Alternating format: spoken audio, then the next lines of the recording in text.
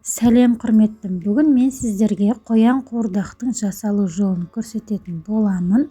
Алдымен менің каналыма тіркеліп, пікір жазып, қоңыраушаны басуды ұмытып кетпеңіз.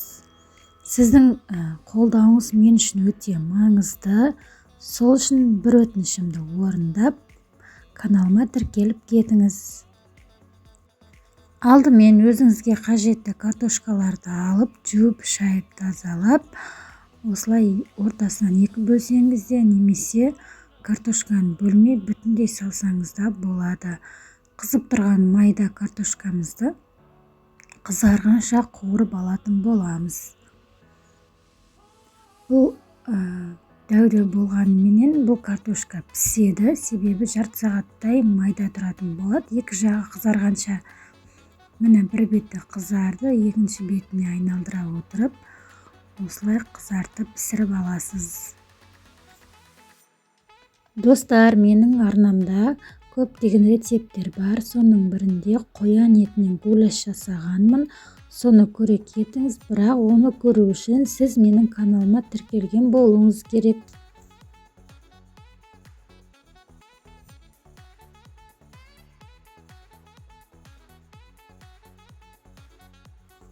Картошкамыз піскенше етімізді дайындап аламыз. Осылай қоянымызды алып, өзіңізге ыңғайлы етіп, бөліктерге бөліп аласыз. Мен майдалау еттім, себебі жеуге ыңғайлы да, осылай қуырып алсаңыздар. Еттен бөлек, сүйектерін бөлек деген сияқты барлығын ажыратып аласыздар. Қоян еті жұмсақ әрі тез піседі, дәмі де ерекше болады. Өкпе, бауырын барлығын біркелкі етіп, өзіңізге ыңғайлы етіп турап алыңыз. Менде көп бөліктерге бөлдім, қарап тұрғандарыңыздай. Бұл қоян еті дала жануары. Картошкамыз дайын болды. Енді осыны алып алатын боламыз. Күйіп кеткен демеңіздер, осымен неқ дәмі өте тәтті болады. Қатты күймеген, қызғыштау болады. Осылай алып алғаннан кейін, егер майыңыз көп болған жағдайда құйып алуға болады. Мен басында 2 ошақ құйғанмын, қазір 1 ошақтай ғана қалды. Сол себепті осы майға еттерімізді сала отырып, қуырып алатын боламыз. Міне осылай барлық етімізді салып аламыз.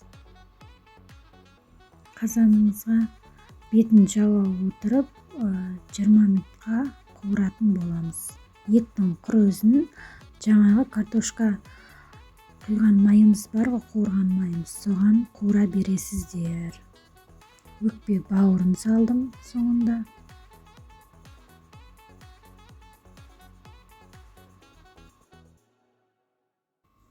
Етіміз қуырылып жатыр, ол өзінің суын шығаратын болады, солай қуырыла береді. Келесіде пияз салатын боламыз. Дәміне қарай тұз, бұрыш саласыз, соус құйдым. Барлығын жақсылап араластырамыз. Бетін жауып қуыратын боламыз. Міне етіміз дайын болып қалды. Бір араластырып жеріп, дәмін көрсеңіздер болады. Осы екі ортада тұз аз болса тұз саласыздар. Біртіндеп картошкамызды бетіне орналастырып шығамыз. Осылайынан қойып шығатын боламыз барлық жеріне. Мен бір кеседе ғана су құйдым, үстінен су құйып жіберсеңіздер болады.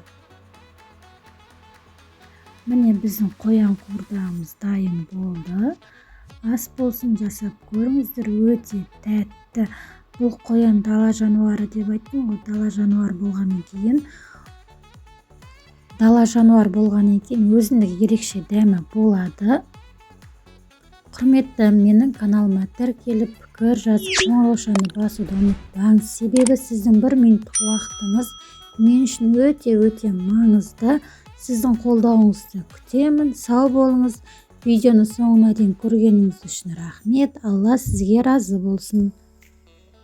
Менің өтінішімді ұмытпаңыз.